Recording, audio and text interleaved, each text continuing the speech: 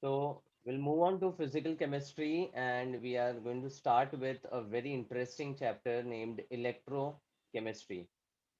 So before I start, some questions to start with. What is a redox reaction? when oxidation and reduction takes place simultaneously. Perfect. Redox is a term given to the two reactions happening simultaneously, and that's reduction and oxidation. Now, how do you define reduction in terms of transfer of electron?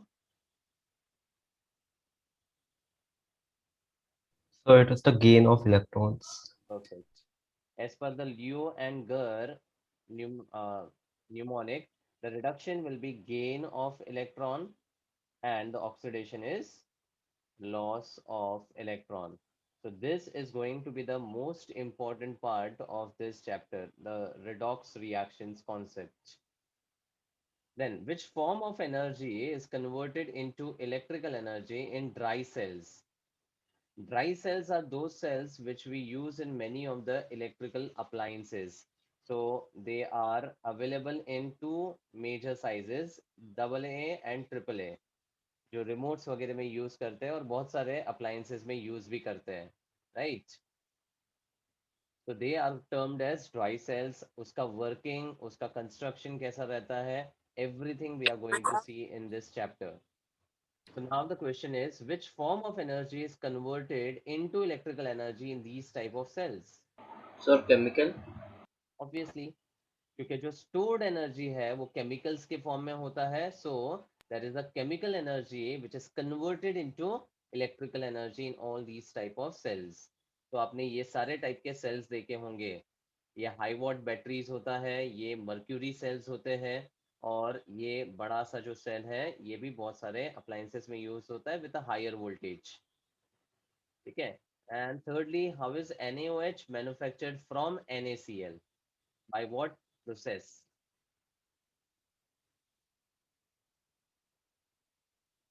So Oh, sorry. electrolysis.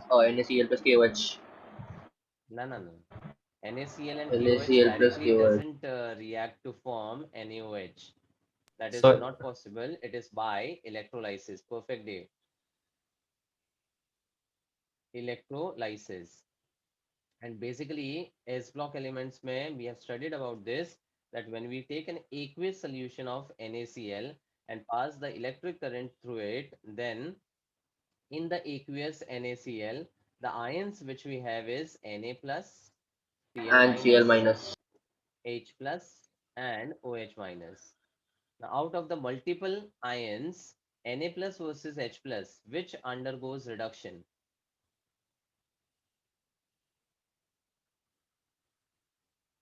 Na plus और H plus में किसका reduction preferable है? so Na plus. Na plus. नहीं नहीं नहीं. Na plus versus H plus में the H plus So is H plus, having right? a higher tendency. Yes, H plus का tendency to undergo reduction is high. और Cl minus versus OH minus में OH minus. Cl And minus. Cl minus. तो अब solution में क्या बच गया? NaOH. NaOH. NaOH. That is how we prepare the NaOH. अगर याद रहेगा तो this process was called as Kastner-Kellner cell. जो इलेक्ट्रोलिटिक सेल इसके लिए यूज किया गया था, that was called Kastner-Kellner cell. S block elements में पढ़ा हुआ है. अब आपके दिमाग में क्वेश्चन ये आना चाहिए कि Na plus versus H plus में H प्लस का रिडक्शन क्यों हुआ, और Cl minus versus OH minus में Cl माइनस का ऑक्सीडेशन क्यों हुआ. So to understand those questions, यहाँ पर in the later part of the chapter, we have something called as electrochemical series. तो उस सीरीज में अलग अलग इलेक्ट्रोड्स हैं, उसमें we will be understanding कि जब दो कटायंस compete करते हैं एक दूसरे से तो किसका रिडक्शन होता है, that is decided by some parameter. So that is also a part of this chapter which we are going to understand. ठीक है. Now you told that NaOH is manufactured by electrolysis.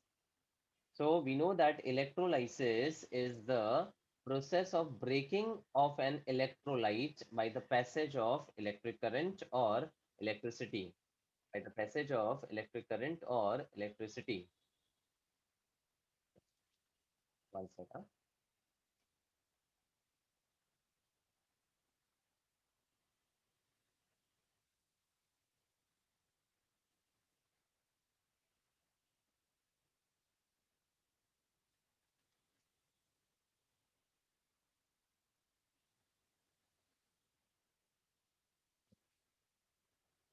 So it will be the breakdown of an electrolyte by the passage of electric current. तो जब electric current pass किया जाता है तो the electrolyte is being broken down into ions. Those ions move towards the electrode and undergo a redox reaction. Correct? Yes, sir. So can you tell me that electrolysis में which energy is converted into which other energy? So electrical to chemical. Perfect because हम electricity को पास कर रहे हैं तो electrical energy दे रहे हैं electrolyte break हो रहा है आयंस में और रिडॉक्स हो रहा है तो it's converted into chemical energy electrical energy gets converted into chemical energy बराबर and the ions undergo reduction and oxidation मतलब there is a redox reaction which is undergone अब ये redox reaction जो है is it happening on its own or there is some criteria which is driving the redox to happen. So there is a criteria. The electricity needs to be passed. Correct. मतलब ये जो redox reaction हो रहा है ये electricity के through हो रहा है मतलब it is not taking place on its own. It is not taking place on its own.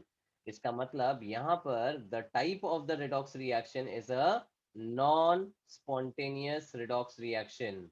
Non-spontaneous मतलब the reaction which is not taking place on its own.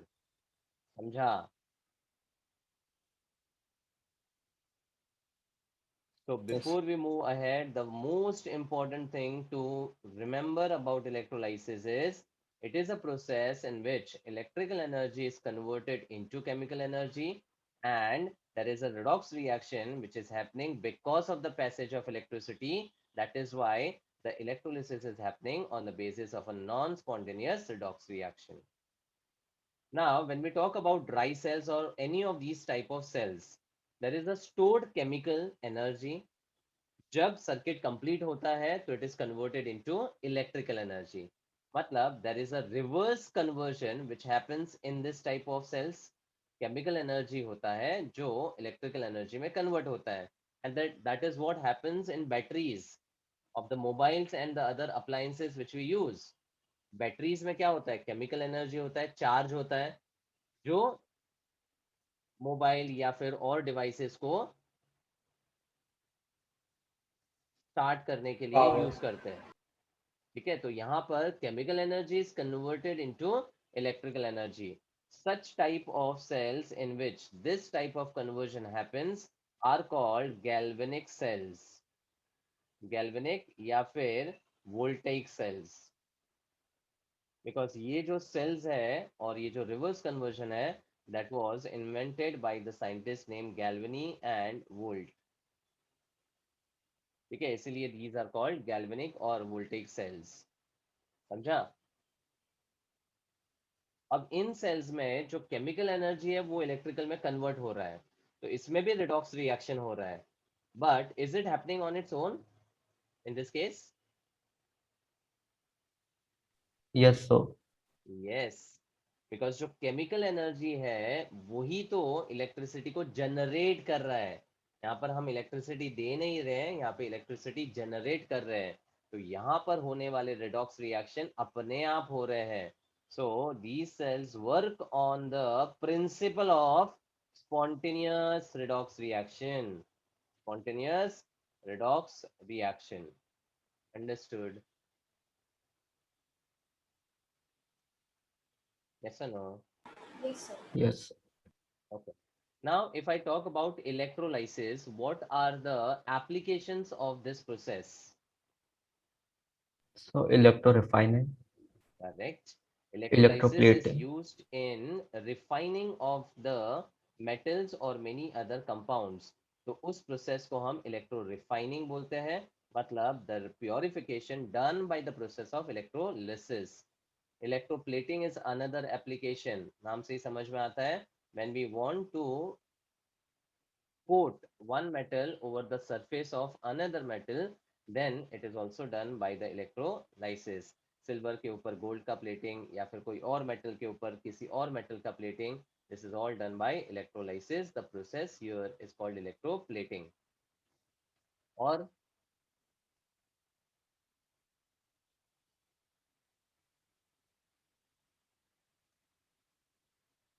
to manufacture many of the important chemical compounds, जैसे यही एक clear आप देख सकते हो application है कि NaOH को मैन्युफैक्चर कर रहे हैं बाय इलेक्ट्रोलाइसिस.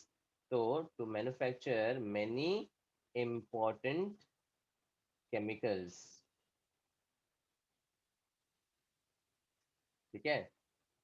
एग्जाम्पल की बात करूँ तो NaOH और बहुत सारे और कंपाउंड्स है, लेकिन स्पेसिफिकली एक चीज मेंशन करूंगा, fluorine. Fluorine, which is highly reactive, violent in nature, it can be prepared by only possible method, that is electrolysis, जिसमें KHF2 एक इलेक्ट्रोलाइट रहता है, पोटेशियम हाइड्रोजन फ्लोराइड, और उसके थ्रू F2 को मैन्युफैक्चर किया जाता है. F2 का केमिकल रिएक्शन के थ्रू मैन्युफैक्चर करना पॉसिबल ही नहीं है, because of its very high reactivity and difficult to handle the substance.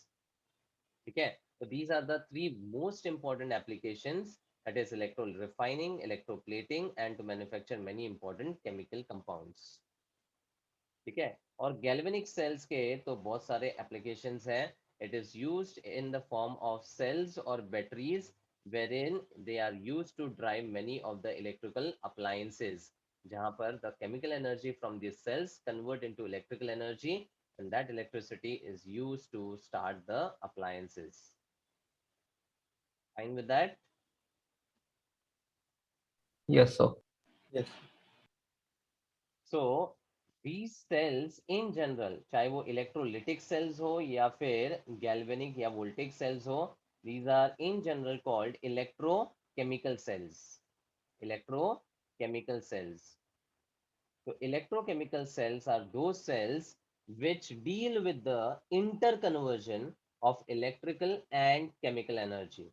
So when I say interconversion, मतलब either way का conversion possible है. ठीक है. And this branch of chemistry which is dealing with the interconversion of electrical to chemical and the chemical to electrical is called as electrochemistry. Line with the name. Yes, sir. Electrochemistry is that branch of physical chemistry which deals with the interconversion of electrical and chemical energy. The cells in which the interconversion happen are called electrochemical cells. The cell in which electrical to chemical energy conversion happens are called electrolytic cells, and reverse conversion जहाँ पे होता है are called galvanic or voltaic cells. That is how you can write a short note about electrochemistry if asked. ठीक है. अब next, electric conduction. तो before we understand the concept and the working of this type of cells, हमें सबसे पहले conduction या electricity conduct कैसे होता है उसके बारे में समझना होगा. तो whenever we talk about conduction of electricity, how it is conducted, what is the mechanism?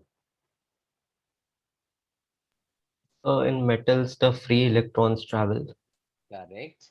Metals में there is a free electron movement which conducts the electricity. और अगर मैं इलेक्ट्रोलाइटिक सेल्स में बात करूं जो हमने पीछे डिस्कस किया, इसमें इलेक्ट्रिसिटी कैसे कंडक्ट हो रहा है? So by cations and anions.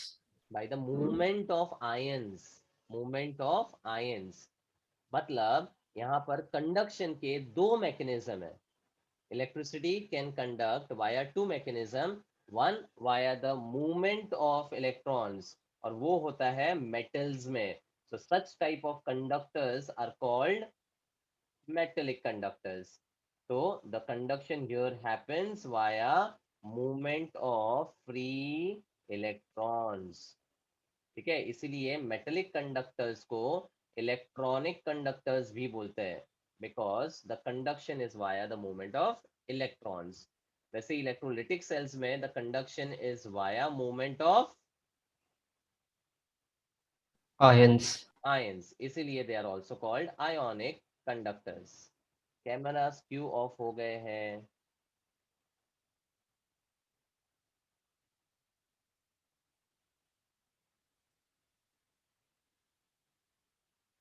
Sir आपकी वॉइस क्रैक हो रही है अगर मैं कैमरा ऑन रखता हूँ नेटवर्क की वजह से, इसके लिए ऑफ कर। ओके, ठीक है। So metallic or electronic conductors are those conductors in which electricity conduct via movement of free electrons. Electronic या ionic conductors are those in which electricity conduct via movement of ions. Now let's understand the effect of temperature. When we heat the metals, what happens to the conduction?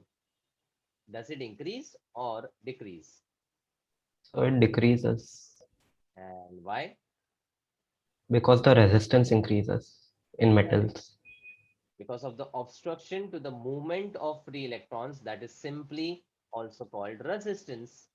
तो जैसे temperature बढ़ता है, electrons oscillate होने का start करता है, उसकी वजह से जो फ्री इलेक्ट्रॉन्स का मूवमेंट है वो रिस्ट्रिक्ट हो जाता है, and simply in other words the resistance increases.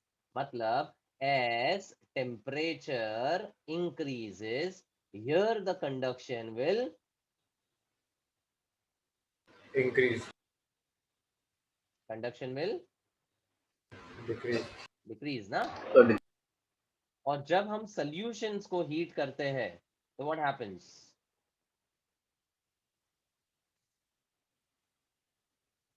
So conduction increases. Yes, because there is movement of ions which increases.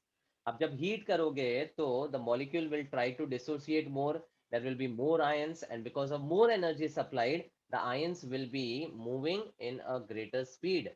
तो जितना मूवमेंट ऑफ आयंस बढ़ेगा उतना कंडक्शन भी तो बढ़ेगा। तो मैकेनिज्म के बेसिस पे ही फंडा है ना।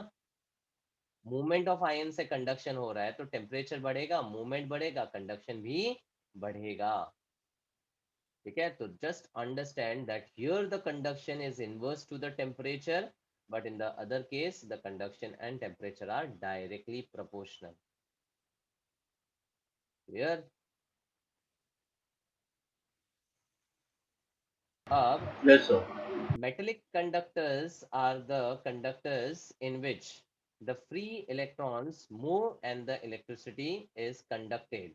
तो एग्जाम्पल इसके सारे मेटल्स होंगे, metals like zinc, copper, silver, ये सारे जो कंडक्ट करते हैं ये मेटेलिक कंडक्टर्स होंगे।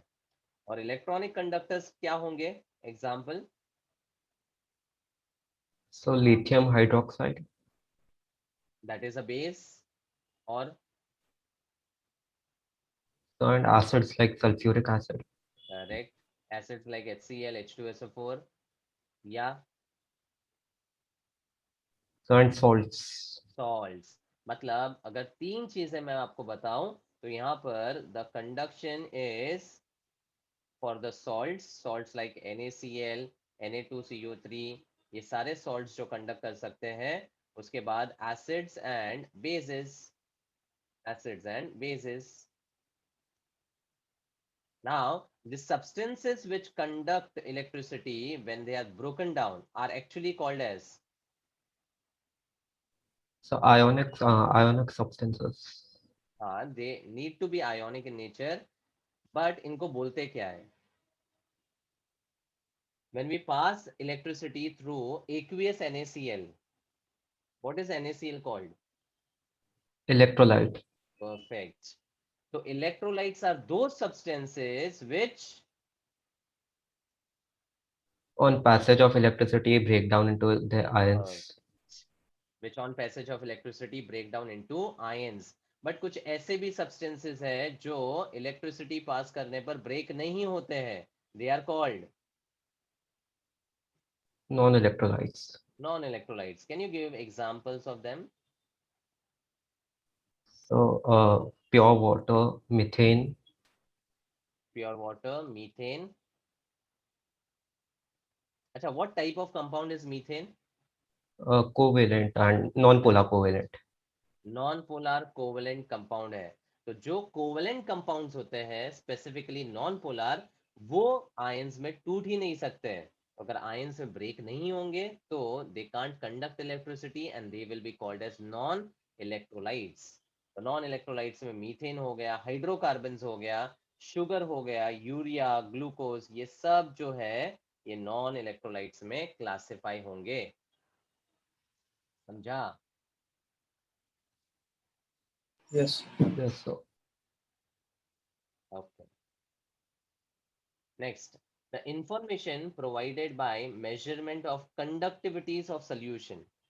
So this is the arrangement for an electrolytic cell. जहाँ पर there is a beaker which is filled with the electrolyte. The solution here is simply the electrolyte. There are two electrodes immersed into the solution and these electrodes are attached to a battery. Now battery में जो negative terminal attach किया जाता है जिस electrode को, that is Cathode. Last time ध्यान दिया होगा तो कटायन इज पॉजिटिव, तो कटायन भागेगा कैथोड की तरफ, hence the cathode is Negative terminal. तो वैसे हमेशा ध्यान में रखना है। ठीक है, तो ये नेगेटिव टर्मिनल पे जो अटैच्ड है ये कैथोड है एंड पॉजिटिव पे जो अटैच्ड है वो एनोड है। And the lamp is just to understand the completion of the circuit. बराबर। अब on the passage of electricity ये सोल्यूशन में जो इलेक्ट्रोलाइट है वो कितना एक्सटेंड तक ब्रेक हो रहा है, that will give you the conductivity of the solution, कितना कंडक्ट कर रहा है। ठीक है, तो उससे हमें इंफॉर्मेशन क्या मिलता है? If the conduction is high for a particular concentration of an electrolyte, it means that the electrolyte has broken down to a greater extent. अगर कंडक्टिविटी कम है तो electrolyte has broken down to a lesser extent. So what I am talking about, ऐसे substances जो पूरा का पूरा break हो जाता है या ज्यादा एक्सटेंट तक ब्रेक होता है, they are called Strong electrolytes. perfect, and जो lesser extent तक ब्रेक होता है they are called, Weak electrolytes. so electrolytes are classified into two types, that is strong and weak electrolytes. Strong electrolytes में example सारे salts आ जाएंगे, जैसे NaCl, KCl।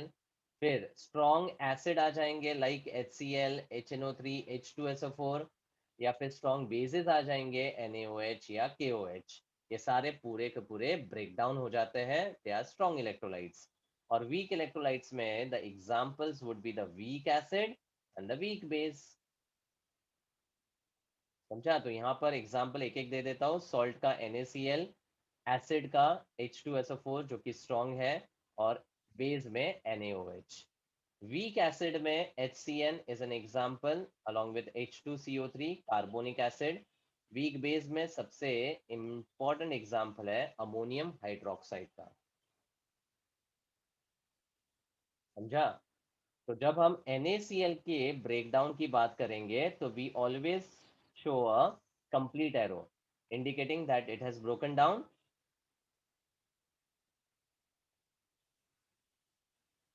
completely, and H2CO3 या कोई और हम बात करेंगे तो उसमें एक रिवर्सिबल एरो बनाते हैं, इसका मतलब it is broken down incompletely या to a lesser extent। समझा? This is how the strong and the weak electrolytes could be identified. Clear?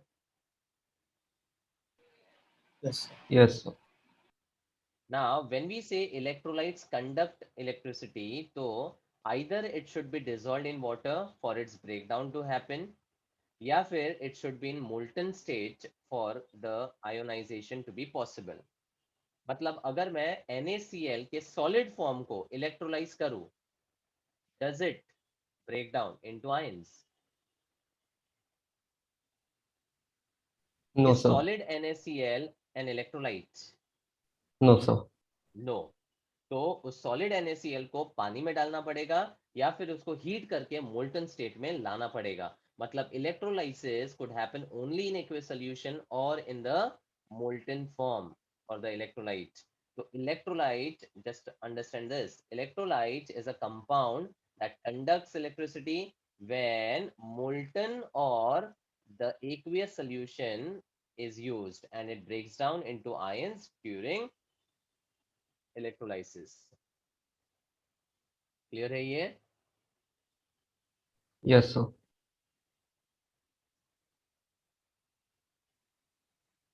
Now we move to the next topic, electrical conductance of solution. जब हम metallic conductors की बात करते हैं, I'll move to electrical conductance later. जब metallic conductors की बात करते हैं तो हमने अभी भी देखा कि as the temperature increases the conduction was found to Decrease. decrease because of the Increase in resistance. increase in resistance. So how is exactly resistance measured? V by I. Correct. Resistance is, in simple words, the obstruction to the flow of current or to the movement of electrons anyways. But mathematically, it is defined as the ratio of voltage to the current. So what is the unit of resistance? Ohm. Ohm. Volt ampere inverse या फिर simply ohm. Now, resistance के लिए, if I talk about its relation to the metallic conductor, then on what two factors does the resistance depend? अगर एक metallic wire है of length L and the area of cross section A, how is the resistance dependent on them? So the So resistance it is is directly proportional to length and inversely proportional to area. Perfect. Should be well known to everyone. Resistance is proportional to the length and inverse proportion to the area of cross section of the metallic conductor. So when we remove the proportionality sign, we get R is equal to rho L by A. rho L by A, where rho is called Specific resistance. specific resistance, also called. Resistivity. Very good. Specific resistance या फिर resistivity, ये सब आप physics में already पढ़ चुके हो. Just revision. Rho is the specific resistance or resistivity. Therefore, rho is equal to R into A by L. So what will be the unit of resistivity? Ohm meter. Ohm into meter square upon meter. So it is ohm meter. Yeah, generally for the conductors, we use ohm centimeter. अगर SI unit की बात करें तो definitely ओम metre होगा, but commonly use unit की बात करूं तो ओम सेंटीमीटर यूज करते हैं रेजिस्टिविटी के लिए. ठीक है, तो मेटेलिक कंडक्टर्स में we always talk about resistance, but हम इलेक्ट्रोलिटिक कंडक्टर्स में रेजिस्टेंस की बात नहीं करते हैं, वहां पर कंडक्टेंस की बात करते हैं. For electrolytic conductors we don't talk about resistance, we talk about conductance. What is conductance?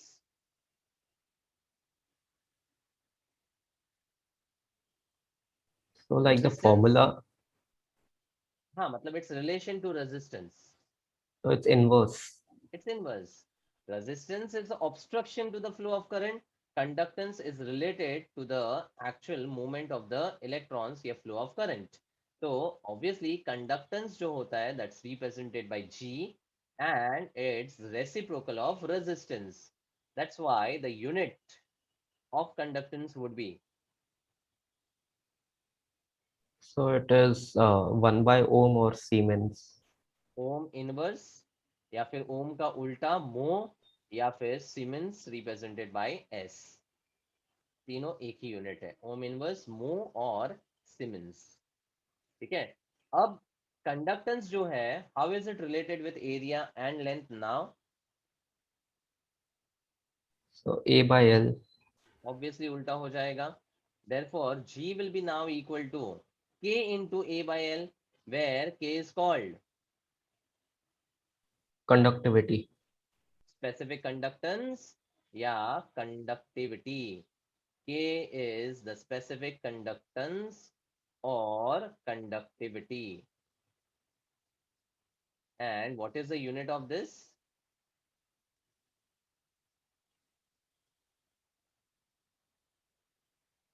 So Siemens per meter. यहाँ पर सीमेंस आ गया, यहाँ मीटर अपॉन मीटर स्क्वायर आ गया, मतलब सीमेंस पर मीटर या फिर commonly used unit would be siemen per centimetre. समझा? Yes, sir.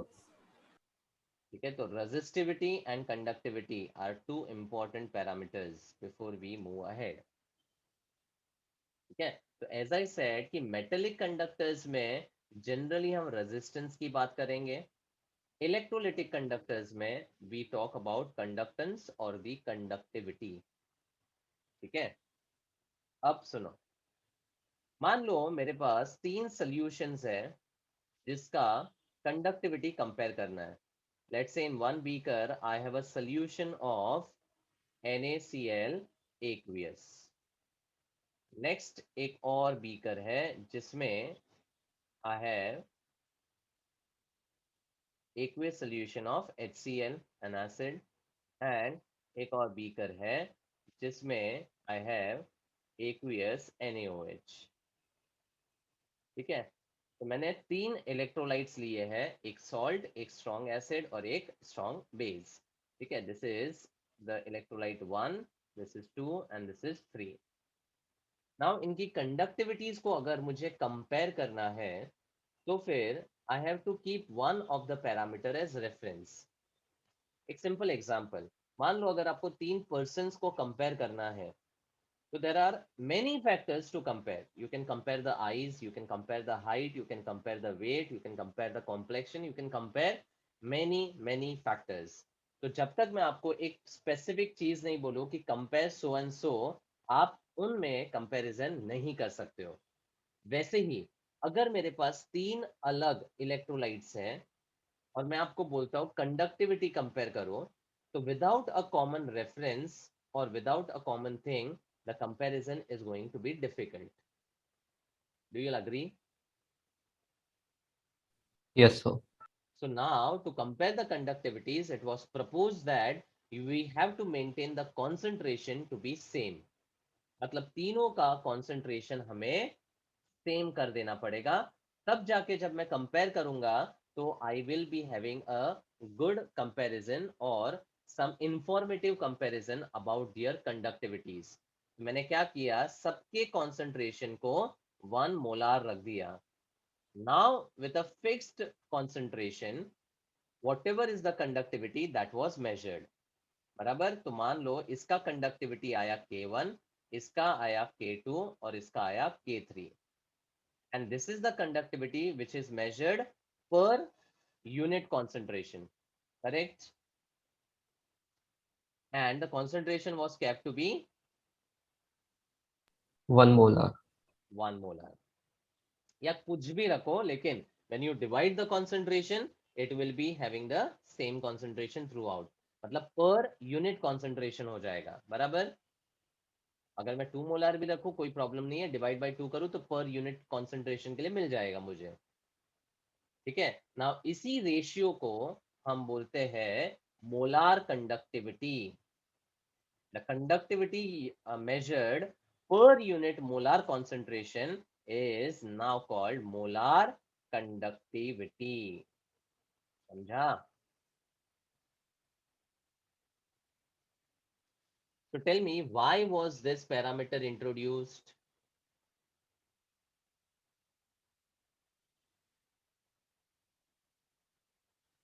क्यों इंट्रोड्यूस किया हमने ये नया term? So to check the conductivity of each solution. To compare. To Compare. compare. So molar conductivity, सिर्फ conductivity अगर हम K की बात करते हैं तो वो as a parameter can't be used to compare the conductivities of different solutions. So to compare the conductivities of different solutions, we maintain the concentration to be fixed and then we measure the K by C का ratio, and that ratio is now called as molar conductivity. And this molar conductivity is represented by this particular abbreviation. और ये जो उल्टा V है, this is called lambda. ये lambda जैसा sign नहीं है, बट इसको लैम्डा एम बोलते हैं. तो lambda is nothing but conductivity का sign, M relates to the molar या मोलैरिटी के लिए. ठीक है. तो the formula for molar conductivity is K by C. Conductivity measured per unit concentration is molar conductivity. समझा? Yes, sir. डेफिनेटली आप सोचोगे कि जब ऑलरेडी कंडक्टिविटी था तो मोलार कंडक्टिविटी का एक्चुअल यूज किया है या उसका डिफरेंस किया है कॉन्सेंट्रेशन के related. I will be discussing that concept in the next slide. Before I move on, यहाँ पर एक वापस ध्यान देना, के और लैम्डा एम का डिफरेंस क्या है. के is simply the conductivity of a solution. Lambda m is a parameter used to compare the conductivities of different solutions when the concentration is maintained to be fixed. ठीक है? समझा? Yes. अब यहाँ पर मुझे यूनिट्स का आइडेंटिफिकेशन करना है, so help me with that. What was the unit of के? Siemens per centimeter. सीमेन पर सेंटीमीटर. ठीक है, ये इसका कॉमन यूनिट की बात करते हैं. And what is concentration measured in? Molars. And what is molar? It is per mole. Right. Molarity is defined as number of moles of the solute upon volume of the solution measured in. Liters. तो unit क्या हो गया? So mole per liter. हाँ.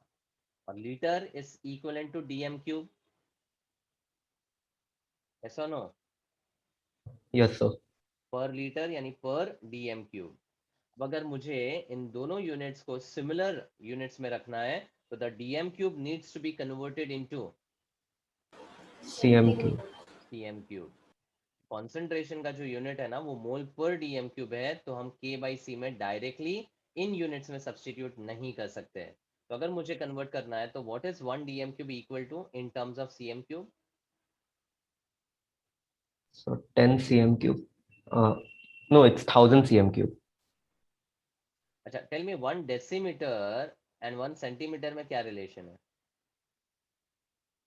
So 1 dm is 10 cm. 1 dm is 10 cm because deci का मतलब होता है 10 power minus 1 और सेंटी का मतलब होता है 10 रेज़ टू -2. बस. तो आप कन्वर्ट कैसे करोगे 1 dm को 10 cm लिखकर? बराबर. Yes, sir.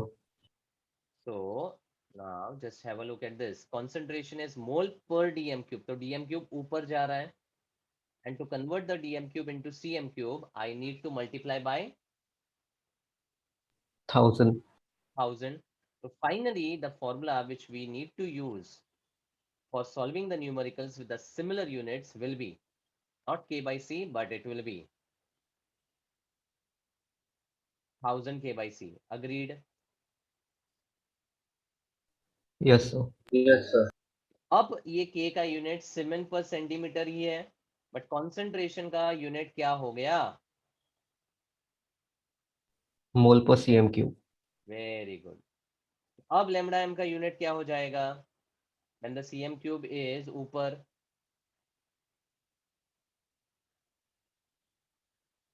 So Siemens centimeter square per mole. Perfect. Centimetre cube ऊपर जाएगा तो 3 - 1 2 हो जाएगा. मतलब the unit of molar conductivity is siemens centimetre square mole inverse. This unit is very very important. और ये जो फॉर्मूला है lambda m equal to 1000 k by c is also very important to solve the numericals. 1000 क्यों आया? Please understand. k का commonly used unit है सीमेन per centimetre और concentration का कॉमनली यूज यूनिट है मोल पर डीएम क्यूब या मोल पर लीटर। तो डीएम क्यूब और सेंटीमीटर को रिलेट करने के लिए मैंने डेसीमीटर क्यूब को सेंटीमीटर क्यूब में कन्वर्ट किया।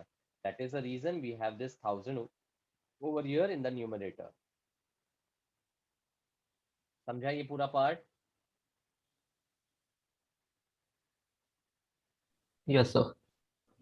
This is very important. हाँ, once again lambda m का unit is Siemens centimetre square per mole या mole inverse.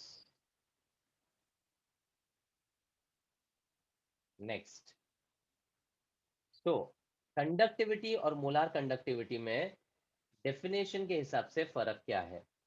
Conductivity is electrical conductance due to all ions in 1 cm cube of given solution present in 1 cm cube of a given solution। मान लो ये beaker जो है इसका पूरा volume है 1000 cm cube, ठीक है, 1000 cm क्यूब का वॉल्यूम है, लेकिन यहाँ पर 1000 cm क्यूब में कितने आयंस कंडक्ट कर रहे हैं? That is not the conductivity. Conductivity is the electrical conductance due to the ions present in only 1 cm cube of the solution. मतलब एक ब्लॉक को अगर मैं 1 cm क्यूब मानूं तो उस 1 cm क्यूब में कितने आयंस है उसका जो कंडक्टिविटी है उसको कंडक्टेंस बोलते हैं। समझा? Yes, sir. अच्छा, ये भी कैसा आया वो बता देता हूँ। के का फॉर्मूला अभी अभी हमने जी के टर्म्स में देखा। K can be written as G into L by A. Fine, G into L by A, yes और no? Yes, sir. Now let's say my length is unit centimeter and area is unit centimeter square। तो actually मैंने क्या लिया है length और area को? Per unit volume लिया है। अग्रीड? Yes, sir. तो जब एल और ए दोनों यूनिट लेंथ और यूनिट एरिया होगा, K will be equal to G. G. अब डेफिनेशन देखो, समझ में आएगा। Conductivity is defined as conductance of all the ions present in 1 centimeter cube. of a given solution। अब समझा definition? Conductivity is conductance due to all ions present in 1 cm cube of given solution. यानी इस एक block में कितने ions है वो के बताएगा। ठीक है?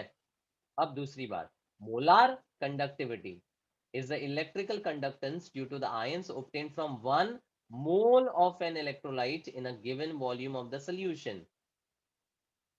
मतलब इस पूरे सोल्यूशन में 1 मोल ऑफ इलेक्ट्रोलाइट की बात करूं तो उसमें जितने आयंस है that will give you the molar conductivity। So tell me, is the K and lambda m same now? No, sir. Obviously not।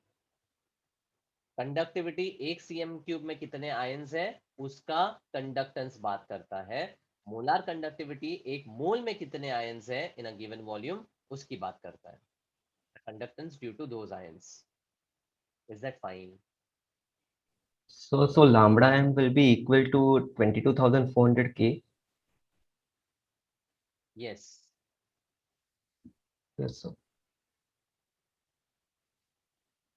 अब relation between K and lambda already मैं बता चुका हूं। How they are related in terms of formula?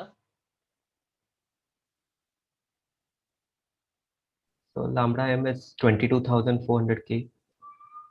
नहीं, formula क्या दिया था मैंने? So it was G by M.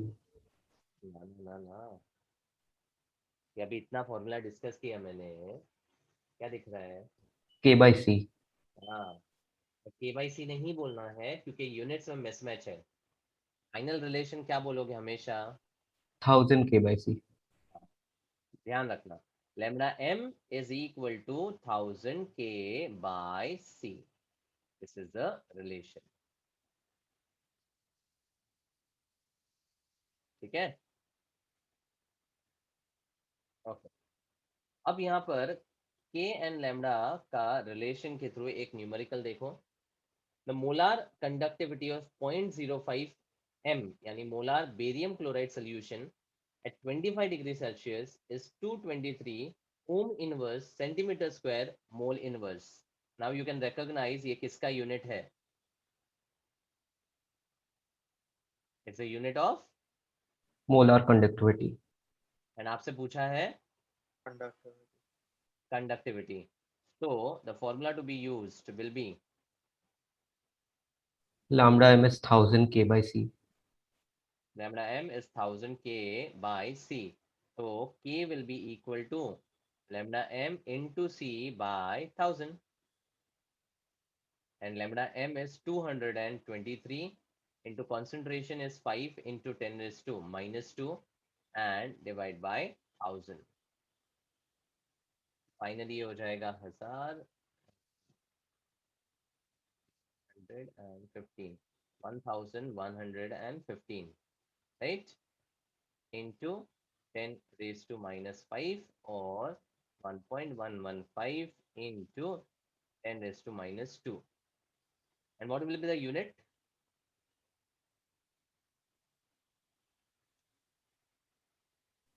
So Siemens per meter, By per meter. per centimeter. Centimeter. ध्यान देना, के का यूनिट यहाँ पर सीमेंट पर सेंटीमीटर होगा, तभी तो 1000 के बाई सी लोगे। अगर ऐसा यूनिट में ले रहे हो तो कोई प्रॉब्लम नहीं है, तो सी को आपको मोल पर मीटर क्यूब में कन्वर्ट करना पड़ेगा। So that is why in the numericals we will be always dealing with common units.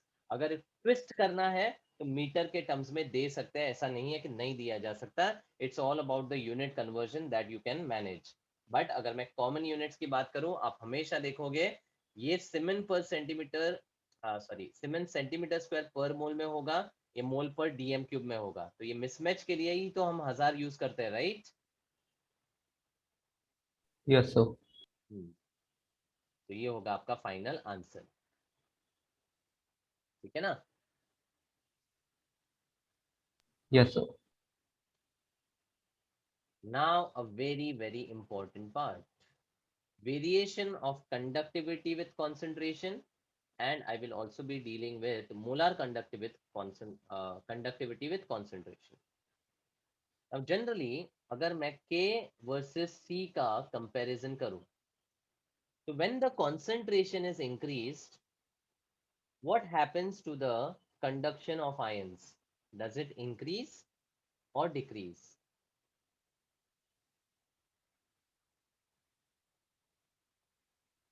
अच्छा, अदर वे राउंड, अगर मैं सोल्यूशन को डाइल्यूट करूं, if I add water, what happens to the ions?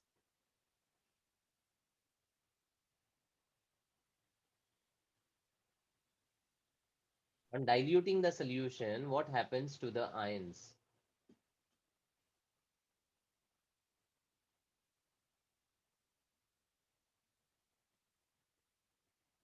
So the ions become less in volume Ions become less in volume. in the entire volume of the solution.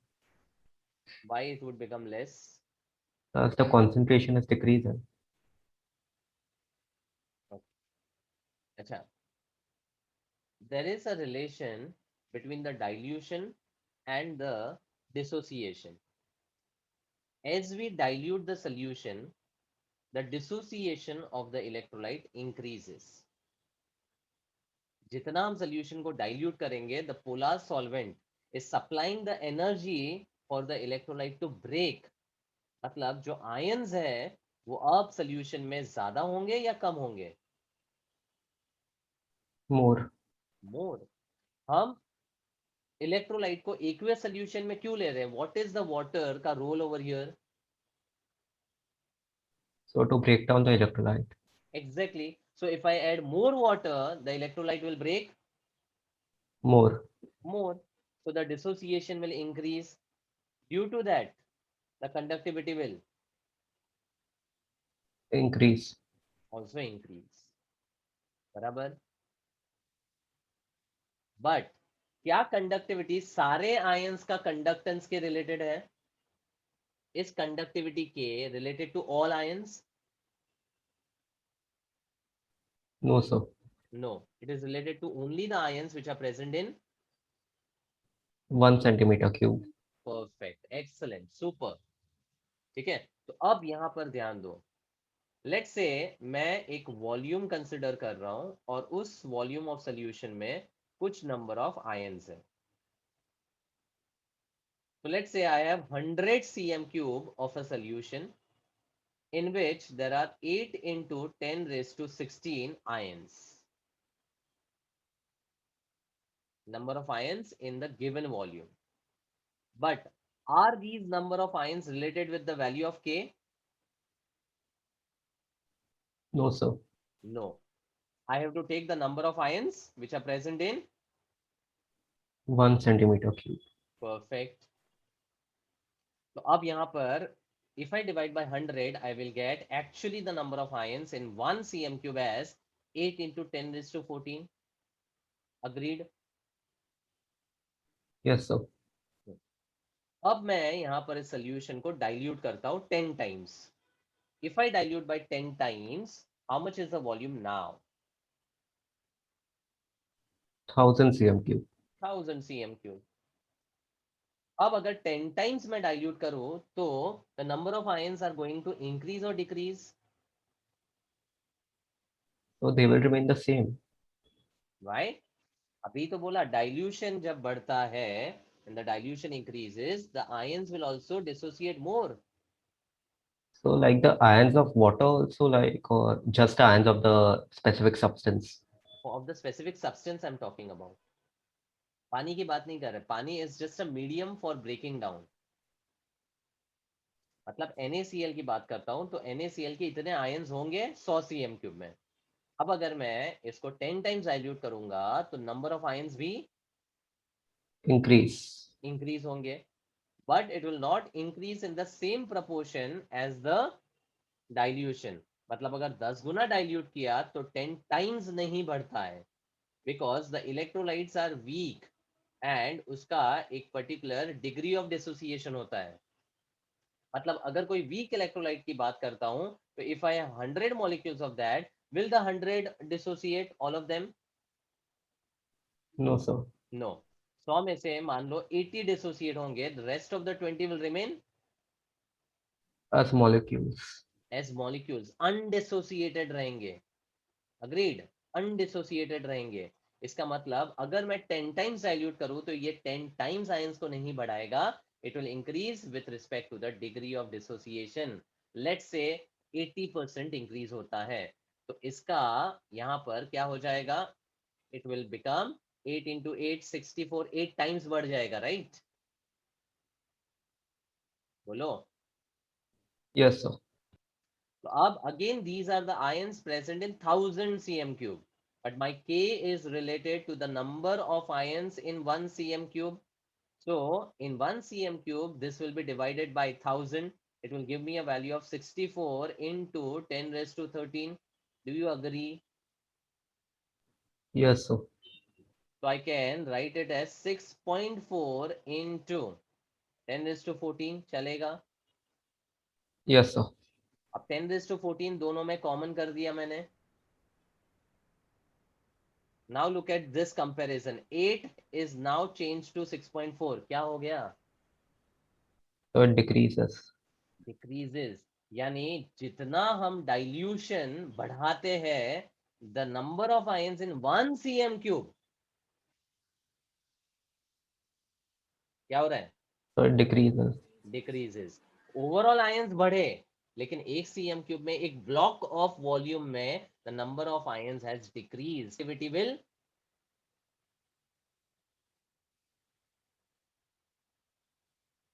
अरे conductivity क्या है? Ions per unit volume ना. Yes, sir. Ions अगर per unit volume decrease हो रहा है तो conductivity भी Decreases. डिक्रीज हो जाएगा. मतलब as the dilution increases the conductivity has decreased. So K and dilution are Inverse. Inverse. And dilution और कॉन्सेंट्रेशन तो डायरेक्ट सॉरी इनवर्स होता है. मतलब फाइनली के और कॉन्सेंट्रेशन कैसा रिलेटेड है? डायरेक्ट। डायरेक्ट। ये बहुत बार आ चुका है, ये काफी इंपॉर्टेंट रिलेशन है, और इसको समझाने के लिए आप इसको टेबुलर फॉर्म में या थियोरी वाइज एक्सप्लेन कर सकते हो, which is given in the text. As the dilution increases or concentration decreases, the K is found to increase. Sorry, K is found to decrease. Sorry. समझा? Yes sir. तो ये first part था. अब lambda M और concentration की बात करते हैं और डाइल्यूशन से ही रिलेट करते हैं, तो it will be easier for you to understand. So मुझे बताओ दैट lambda m जो है that is the number of ions in 1 unit volume or the number of ions in 1 mole of the electrolyte. 1 mole. 1 mole. और 1 मोल मतलब almost हम consider कर सकते कि यही आयंस है. तो 1 मोल में तो आयंस डाइल्यूशन के हिसाब से बढ़ने ही वाला है. तो अगर आयंस बढ़ेंगे तो डेफिनेटली आपका लेमडा एम भी बढ़ेगा. इसका मतलब lambda m and concentration, sorry dilution कैसा रिलेटेड है? Inverse. Dilution is direct and concentration is in. पहले डाइल्यूशन की बात कर लेते, वो आसान हो जाता है कॉन्सेंट्रेशन को उल्टा कर देने का. lambda m is directly proportional to dilution and inverse to the concentration. समझा? तो अब इस रिलेशन से क्लियर है the difference in k and lambda m. In very very simple words, K is the conductance due to the ions which is present in 1 cm cube of the electrolyte, and lambda m is the number of ions or the conductance due to the number of ions which is present in 1 mole. 1 mole. So lambda m is the conductance due to the number of ions per mole. और पर मोल मतलब जितना dilution बढ़ेगा उतना ions बढ़ेगा, तो lambda m भी बढ़ेगा. Are the two relations clear? So can we do by the formula instead? Like lambda m is 1000 K by C. So when C increases. Okay. So lambda m and dilution are directly proportional. That is just proved through the concept.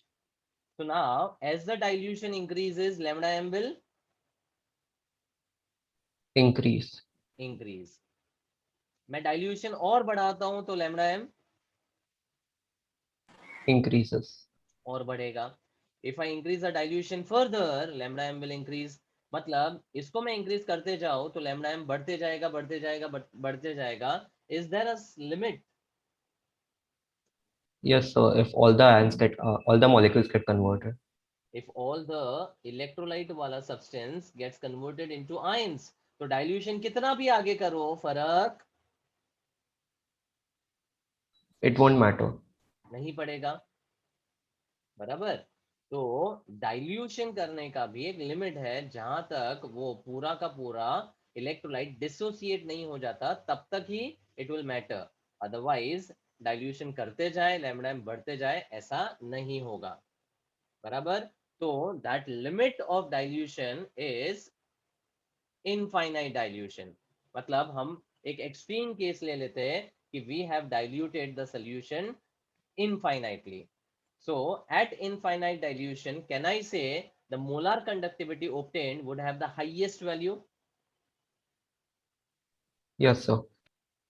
And that highest value of the molar conductivity at infinite dilution is termed as lambda m infinity. Infinity क्या indicate कर रहा है? Dilution is infinity. Or I can also write lambda m naught, where naught is nothing but zero over here.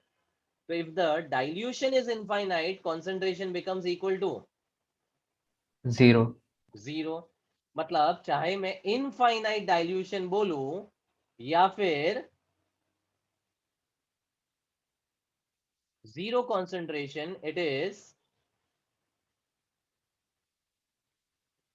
one and the same, right?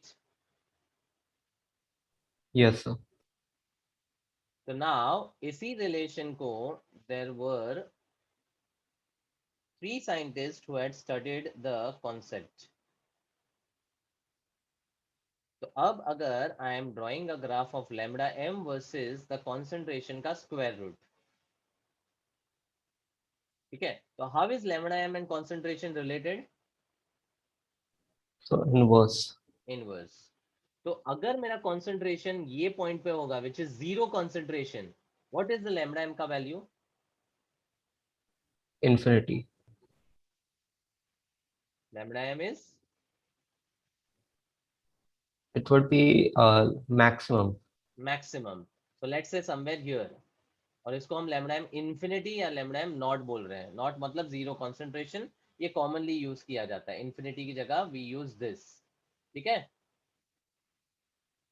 Now Yes, as the sir. concentration increases, what will happen to lambda m?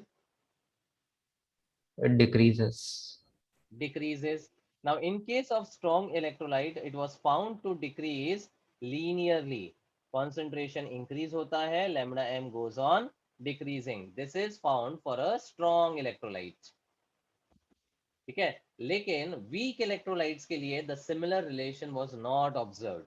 Reason, weak electrolytes do not dissociate completely, they dissociate partially. That is why उसका max value लाना is not possible by the theoretical means. बराबर, क्योंकि weak electrolyte पूरा का पूरा तो टूटता ही नहीं है. तो आप डाइल्यूशन करते जाओ करते जाओ करते जाओ, it will break down break down break down, but the weak electrolytes will have some of the molecules which will still remain undissociated because इसका partial dissociation होता है. बराबर. Yes, sir. तो can I say weak electrolyte के लिए lambda m naught value is not achieved? Yes, sir. तो यहाँ पर lambda m नॉट अचीव नहीं होता है, तो वीक इलेक्ट्रोलाइट के लिए it is found that it is exponentially decreasing. मतलब लीनियर रिलेशन नहीं आता है. वीक इलेक्ट्रोलाइट के लिए एक एक्सपोनेंशियल डिक्रीज ऑब्जर्व किया गया है.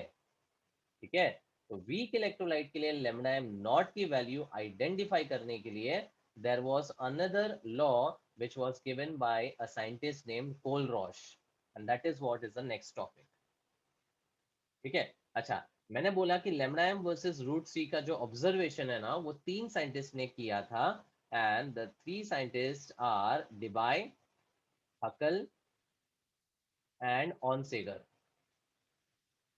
तो यहाँ पर जो मैं इक्वेशन देने वाला हूँ, this is called Debye, Huckel, Onsager equation, and the equation they gave was lambda m equal to lambda m naught minus a square root of c. Lambda m is equal to lambda m naught minus a square root of c, where a is a constant which depends on the nature of the electrolyte. A is a constant which depends on the nature of the electrolyte. तो अगर मैं इस graph को justify करूं इस equation के through, तो lambda m is plotted on which axis? Y-axis. And square root of c is plotted on? X-axis. So this equation is of the form y is equal to mx plus c. Yes or no? Yes, sir.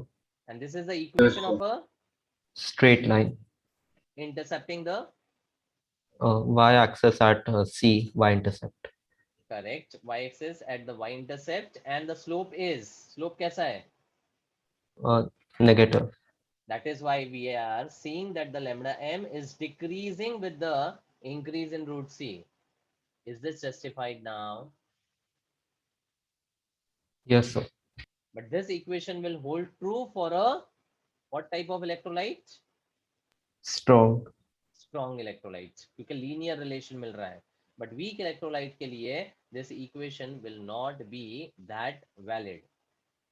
इसीलिए weak electrolytes के लिए we have the relation which was given by Kohlrausch, and the law related to this is called Kohlrausch law.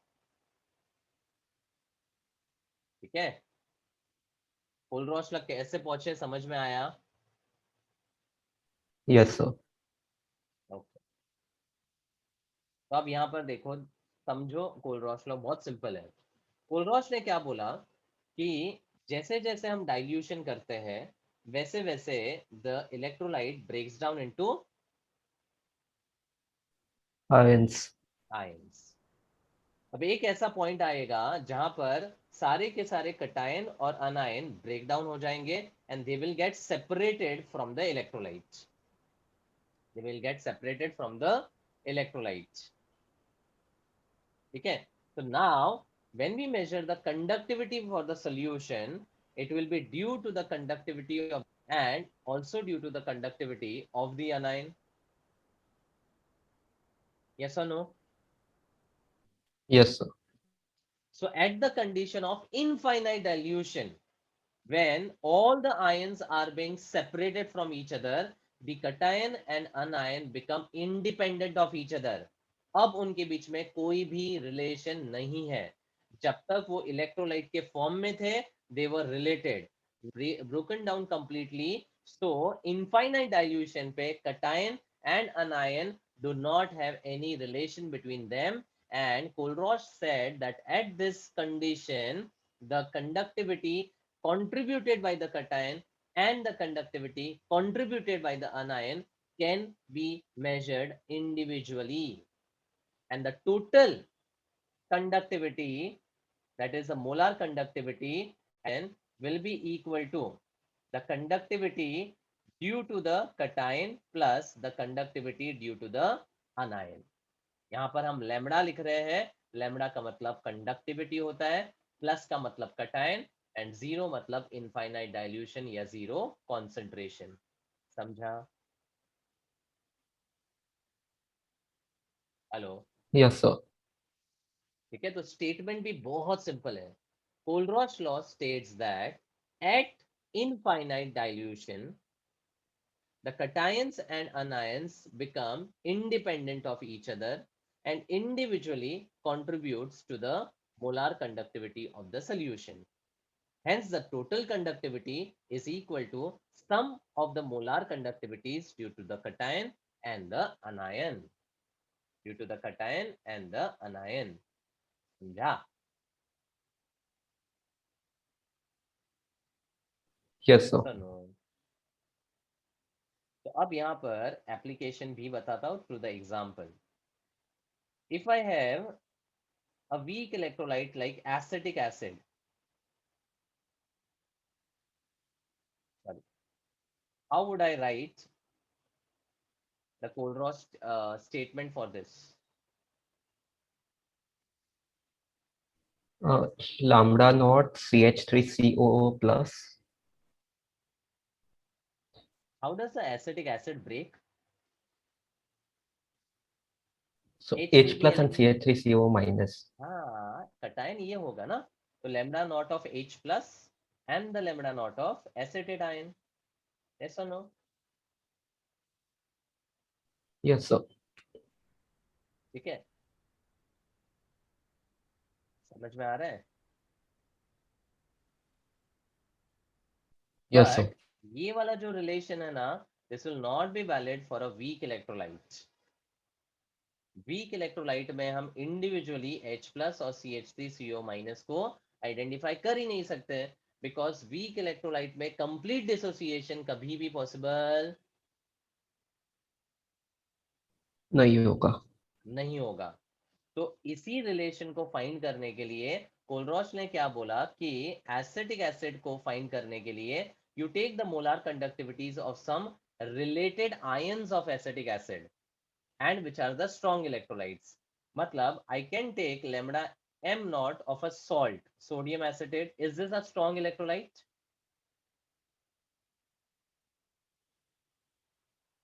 Yes, sir. I can take lambda m naught of HCl, strong electrolyte है। अब just इन Yes, दोनों को sir. देखो, what is the uncommon part which I need to remove to get acetic acid, which is a weak electrolyte? NaCl. तो मैं lambda m naught of NaCl को भी find कर लूंगा।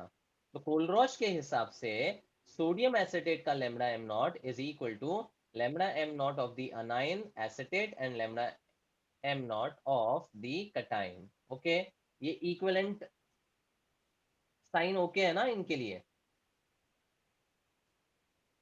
कि नहीं? Yes, sir. स्ट्रॉन्ग इलेक्ट्रोलाइट के लिए this is valid, not for a weak electrolyte. अब इनको यूज करके वीक इलेक्ट्रोलाइट का लैम्डा एम नॉट कैसे ढूंढना है, that is something we are going to understand. So for HCl, it will be lambda naught of H plus and lambda naught of Cl minus. NaCl के लिए it will be lambda naught of Na plus and lambda naught of Cl minus. Okay. So if I add the first two relation and subtract with the third one, what will I get? Right side पे क्या मिलेगा? Lambda naught CH3 COO minus and lambda naught H plus. Correct. Yes. And the combination of this will give you lambda m naught of what? So a CH3 COOH. Which is what type of electrolyte? Weak. Weak electrolyte. तो week electrolyte के लिए directly ये दोनों values को identify करना possible नहीं है. नहीं है, because through the graph it is clear that the lambda m naught is never ever achieved for a weak electrolyte because it doesn't dissociate completely. तो हम क्या कर रहे हैं, स्ट्रॉन्ग इलेक्ट्रोलाइट्स के लिए इन आयंस का वैल्यूज फाइंड कर सकते हैं, and through the relation of strong electrolytes we are finding the molar conductivity of weak electrolyte, and that is the application of Kohlrausch law. समझा? कोलरॉच का एप्लीकेशन क्लियर है? Yes, sir. I'll just write Kohlrausch law is used to find lambda m naught of Weak electrolyte. using Two salts of the strong salts of the weak electrolyte. नहीं हाँ, salts of the weak electrolyte या simply using the strong electrolytes जिसमें इनके ions common होंगे, बस. That is the application of Kohlrausch law. तो statement और फिर application और ये example, ये तीन चीजें short note के लिए अगर आता है तो लिखना होगा. ठीक है? Yes, sir. Now let's see the numericals. Calculate the molar conductivity of AgI at zero concentration. Now the moment in the numerical you see zero concentration, मतलब strike हो जाना चाहिए. This is in relation to Lambda m naught. lambda m naught, and it is in relation to the Kohlrausch law related numerical. तो conductive molar conductivity of AgI at zero concentration find करना है. If the molar conductivities of NaI, AgNO3 and NaNO3 at zero concentration are given respectively. तो ये तीनों जो है these are the what type of electrolytes? Strong electrolyte. और ये जो है ये अपना. Weak electrolyte. तो मुझे बताओ इन तीनों में how will you get AgI?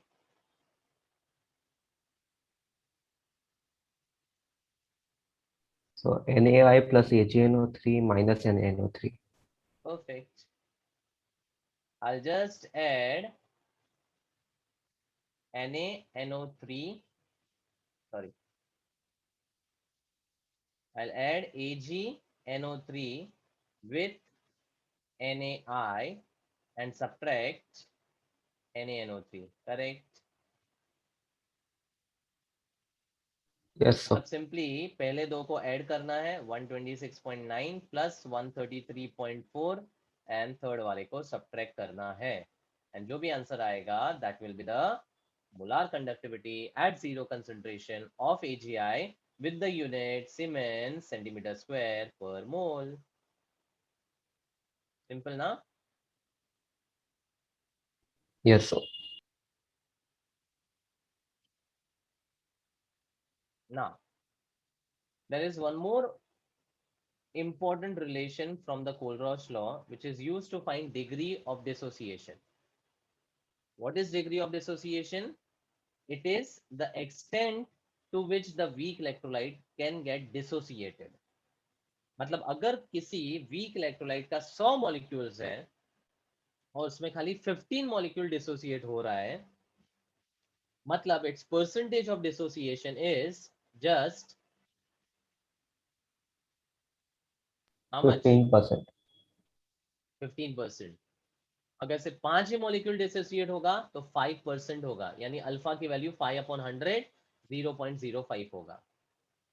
तो उसी अल्फा को फाइंड करने के लिए Kohlrausch also give a relation, and that was alpha is the ratio of molar conductivity at any concentration to the molar conductivity at zero concentration or infinite dilution. मतलब you measure the molar conductivities in two cases. One is at any concentration and other is at the extreme, that is zero concentration. और दोनों का ratio ले लो, आपको alpha की value मिल जाएगी. Look at the numerical now. The molar conductivity of 0.01 molar acetic acid, which is a Weak electrolyte. weak electrolyte, at 25 degrees Celsius is 16.5 ohm inverse centimeter square per mole. Calculate its degree of dissociation in 0.01 molar solution and dissociation constant if molar conductivity of acetic acid at zero concentration is as given. मतलब what is the ratio you are going to take to find alpha? So 16.5 upon 390.7. खत्म. 16.5 upon 390.7. और आप समझ सकते हो कि 0.01 concentration पे lambda M की वैल्यू बहुत कम थी. जैसे जैसे हमने डाइल्यूशन बढ़ाया वैसे वैसे वैसे लेमड़ा एम इंक्रीज होते गया, एंड एक्सट्रीम पे लेमड़ा एम नॉट की value it's 390.7 which is very high. आप कॉन्सेप्चुअली न्यूमेरिकल के थ्रू समझ सकते हो. समझा? तो इसका वैल्यू आता है 0.0422. इसका मतलब परसेंटेज अल्फा जो है ना, दैट इज 4.22%. यानी 100 मॉलिक्यूल्स ऑफ एसिटिक एसिड में खाली 4.22 मॉलिक्यूल डिसोसिएट हो रहा है, यानी approx 4 molecule out of 100 are going to get dissociated in this case. समझा? Yes, sir. Yes, sir. Any doubt? No, sir. No, sir. अच्छा, क्वेश्चन में डिग्री ऑफ डिसोसिएशन के अलावा one more thing is asked.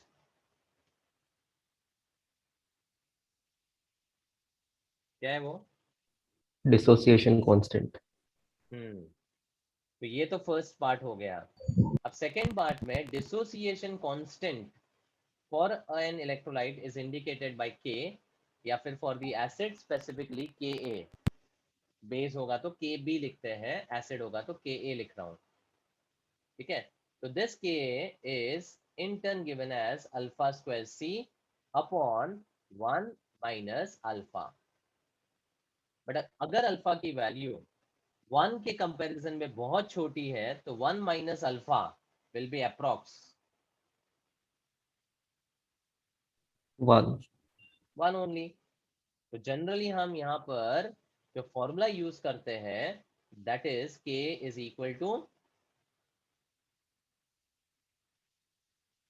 Alpha square C. तो alpha का square मतलब 4.22 into 10⁻² का square and concentration 10⁻². 0.01 molar है ना? yes or Yes, no? sir. 4.22 into 4.22 is 17.8. और 10⁻² का स्क्वायर 10⁻⁴ हो गया और -2 के साथ -6 हो गया. यानी फाइनली स्टैंडर्ड नोटेशन में 1.78 into 10⁻⁵. and this is a unitless quantity, so we'll just keep the value without any unit.